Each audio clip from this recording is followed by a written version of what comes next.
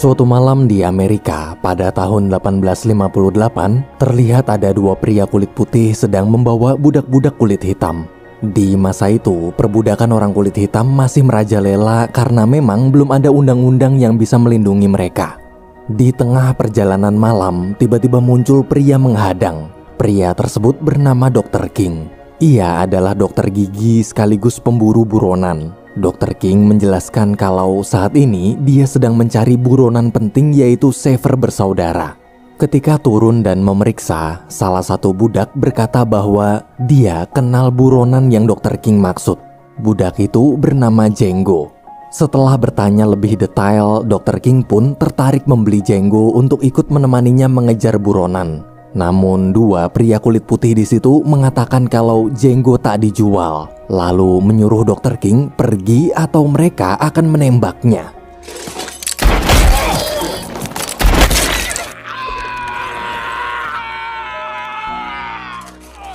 Dr. King kemudian membawa Django serta melepaskan para budak lainnya dan menyuruh mereka segera pergi. Keesokan harinya, Dr. King bersama Django sampai di suatu kota. Di sana orang-orang kulit putih bingung melihat orang kulit hitam menaiki kuda bergaya seperti warga biasa. Setelah berjalan semalaman, mereka berdua memutuskan beristirahat di sebuah bar.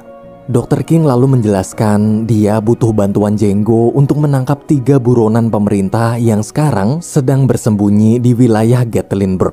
Karena sebelumnya Django pernah menjadi budak ketiga buronan tersebut, maka Dr. King membuat kesepakatan. Jika berhasil membunuh 3 buronan ini, sebagai imbalan Dr. King akan membebaskan Django dari perbudakan. Saat sedang mengatur rencana, mendadak sheriff datang mengusir mereka sambil bilang bahwa orang kulit hitam tak diterima di kota ini. Mendengar hinaan barusan, Dr. King marah lalu menembaknya. Just do our share. Semua orang pun berlarian panik. Tak lama kemudian datanglah Marshal atau pemimpin polisi setempat. Dr. King lalu memperkenalkan diri kalau dia adalah seorang pemburu buronan dan seharusnya Marshal berterima kasih karena sheriff yang barusan dia tembak masuk dalam daftar buronan pemerintah dengan imbalan sebesar $200 bagi siapapun yang berhasil menangkapnya hidup atau mati. Ternyata sheriff tadi pernah melakukan pencurian sapi di daerah Texas. Awalnya Marshal tak percaya, tapi waktu Dr. King menunjukkan surat tugas dari pemerintah, Marshal terdiam. Ia tak menyangka selama ini anak buahnya tersebut masuk dalam daftar buronan. Dr. King dan Django kemudian melanjutkan perjalanan.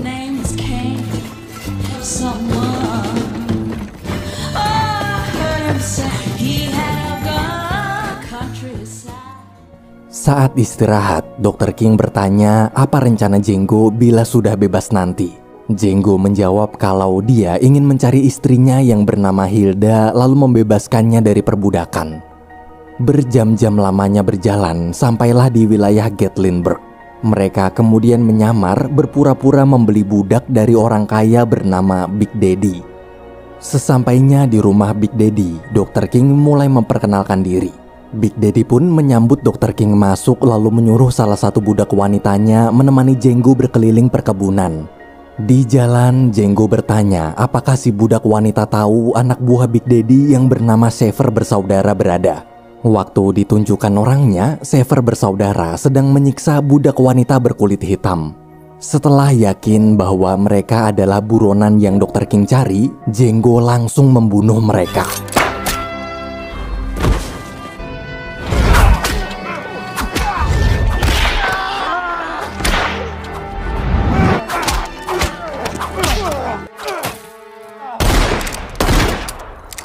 Ketika Dr. King datang, Django memberitahu satu orang sisanya berhasil lari.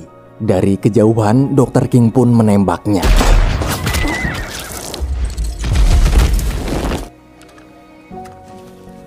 Big Daddy lalu datang. Dia tak terima anak buahnya dibunuh begitu aja. Sambil mengangkat kedua tangan, Dr. King menjelaskan siapa dia sebenarnya. Melihat surat tugas dari pemerintah, Big Daddy tak bisa berbuat apa-apa dan hanya bisa menyuruh mereka segera pergi sebelum dia berubah pikiran. Malam hari, Dr. King tahu Big Daddy pasti tak akan membiarkan mereka berdua pergi semudah itu setelah membunuh anak buahnya. Dia pun menyiapkan jebakan dengan memasang bom di dalam kereta. Bener aja, tak lama kemudian Big Daddy datang membawa seluruh anak buahnya.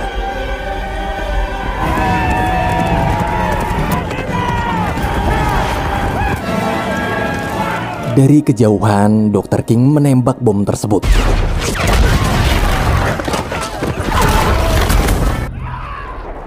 Para anak buah Big Daddy berlarian ke sana kemari. Dr. King lalu memberikan senapannya agar Django bisa membunuh Big Daddy dengan tangannya sendiri. Big Daddy's getting away.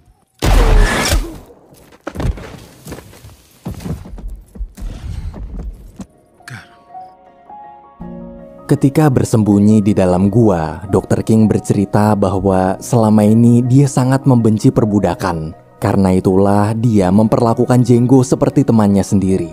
Ia juga menyemangati suatu saat nanti Django pasti akan berhasil menyelamatkan sang istri. Kini misi membunuh Sever bersaudara telah berhasil. Otomatis kesepakatan mereka berdua berakhir. Django sekarang sudah sepenuhnya menjadi manusia bebas. Namun Dr. King menawarkan kesepakatan baru. Bila Django mau menjadi rekannya dalam memburu buronan selama musim dingin, maka dia akan membagi sepertiga uang hasil imbalannya untuk Django. Dan jika sepanjang musim dingin ini mereka berdua berhasil mengumpulkan banyak uang, ia berjanji mengantarkan Django menemui istrinya ke kota Greenville. Django yang tak tahu harus pergi kemana, akhirnya menyetujui tawaran itu. Like the pine trees again told that big highway road ahead till life won't pass without north wind whistling down the street. It gets me nowhere. Got a song. Saat sedang mengintai buronan, Django tak tega menembak gara-gara buronan tersebut punya anak.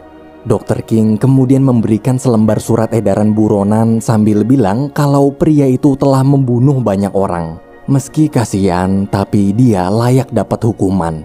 Mendengar penjelasan barusan, Django jadi bisa menembak tanpa ragu. Perjalanan mereka berdua lalu berlanjut. Selain memburu buronan demi buronan lain, Dr. King juga melatih Django menembak.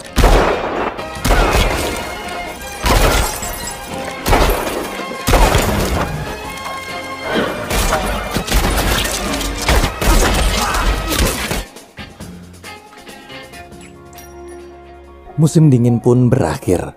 Dr. King kemudian menepati janji menemani Django ke tempat pelelangan budak demi mencari istrinya. Di sana ada banyak sekali orang kulit hitam yang dilelang untuk dijadikan budak. Dari sebuah daftar nama budak, di situ tertulis nama istri Django yaitu Hilda sedang menjadi budak seorang pengusaha kaya raya bernama Kelvin. Mereka berdua pun mulai menyusun rencana. Malamnya waktu berkunjung ke kantor Kelvin, mereka kaget melihat Kelvin bersama pengusaha lain sedang taruhan adu budak. Dr. King lalu dipersilahkan duduk bergabung menunggu sampai pertarungan selesai.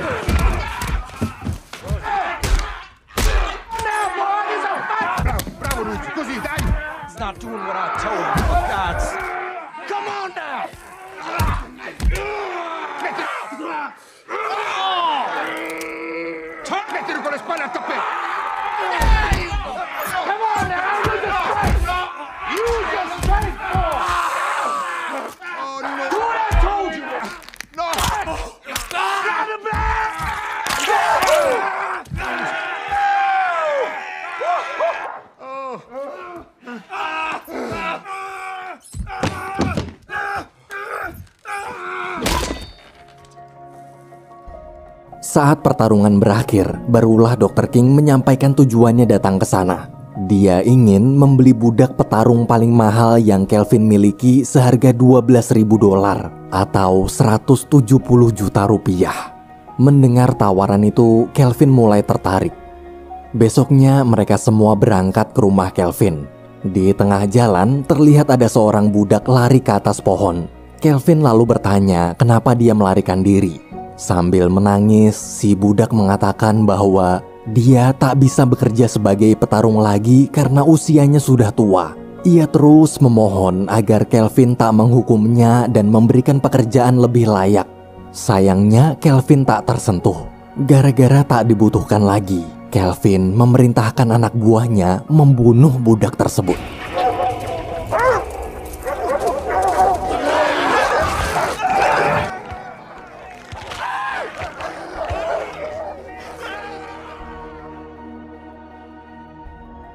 Sesampainya di rumah besar Kelvin, mereka semua disambut kepala pelayan bernama Stephen serta adik perempuan Kelvin.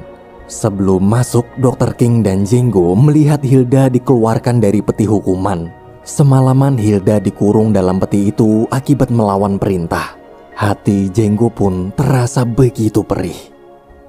Malam hari, adik Kelvin mengantarkan Hilda ke kamar Dr. King untuk menjadi penghibur. Waktu Hilda masuk, Dr. King lalu menyuruh Hilda agar tetap tenang. Seketika, Django muncul dari pintu belakang, dan Hilda pun pingsan. Saat acara makan malam, Hilda mencoba bersikap tenang. Ia terus melayani Dr. King sebaik mungkin agar tak dicurigai. Di tengah acara, tiba-tiba Stephen memaksa Hilda membuka baju kemudian menunjukkan luka cambuk di badannya. Melihat sang istri dilecehkan di depan matanya, Django hanya bisa diam menahan amarah. Beruntung adik Kelvin segera menghentikan perbuatan mereka. Dari ekspresi wajah Django, Stephen curiga Hilda dan Django saling mengenal. Ia lalu menginterogasi Hilda. Setelah dapat informasi, Stephen meminta Kelvin bicara empat mata. Stephen memberitahu kalau Dr. King dan Django sedang menipunya.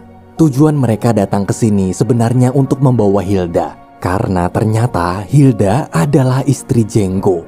Kevin yang merasa dipermainkan pun menyuruh anak buahnya mengepung mereka berdua. Ia juga memanggil Hilda lalu menyuruh Dr. King membelinya dengan harga $12.000 detik ini juga. Setelah uang diterima, Kelvin kemudian memberikan surat tanda pembelian budak. Namun sebelum pergi, Kelvin menyuruh Dr. King menjabat tangannya terlebih dahulu agar transaksi jual beli ini sah. Awalnya Dr. King menolak, tapi karena ditodong, mau nggak mau Dr. King bersedia menjabat tangan Kelvin.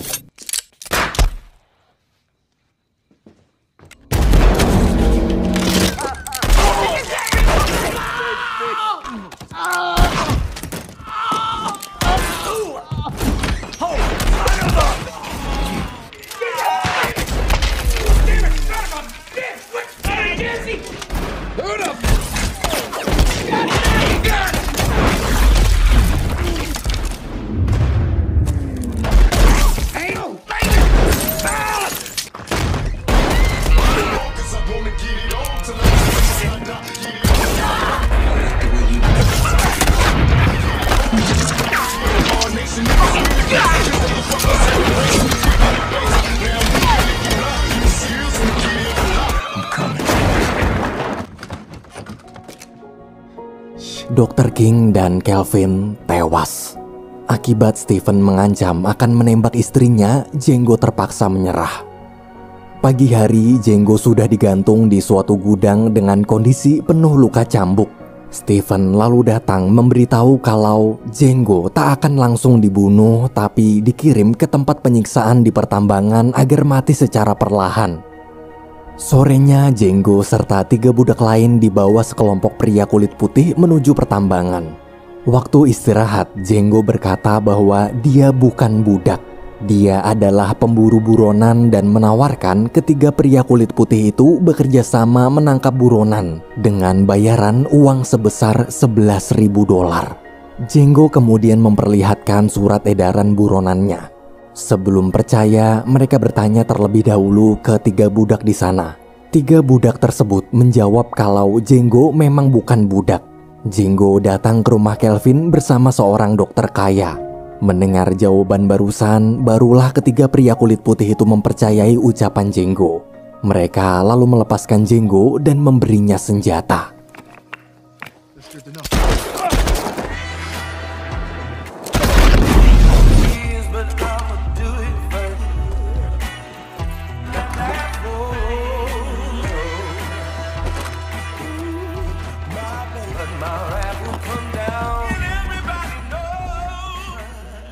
Django kemudian pergi ke base camp tempat anak buah Kelvin berkumpul, lalu langsung membunuh mereka semua tanpa ampun.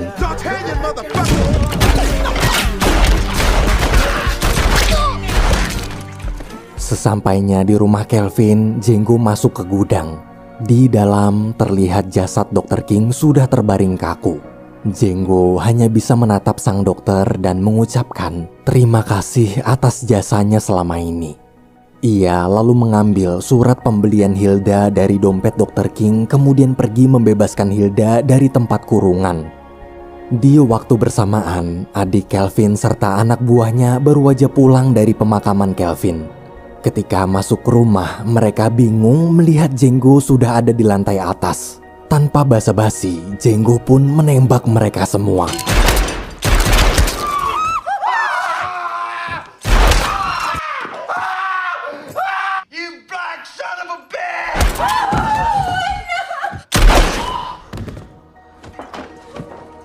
Sekarang hanya tersisa Stephen.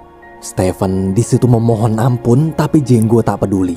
Sambil berjalan, dia menembak kedua kaki Stephen. Di depan pintu, Django menyalakan sumbu peledak yang sudah dia pasang sebelumnya.